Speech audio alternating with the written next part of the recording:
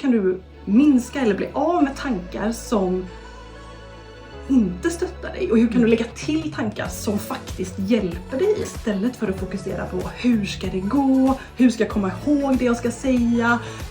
Jag kommer tappa bort mig. Vad kommer alla tycka? Så handlar det om ditt mindset. Och sen att faktiskt lägga olika presentationsverktyg i din verktygslåda.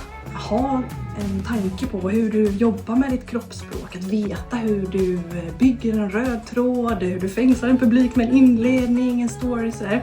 Ju mer liksom, kunskap kring presentationsteknik, desto liksom, mer trygg kan du känna att jag vet i alla fall vad jag håller på med.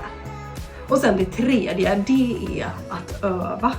Helst, om du har möjlighet att öva tillsammans med andra där du kan få positiv feedback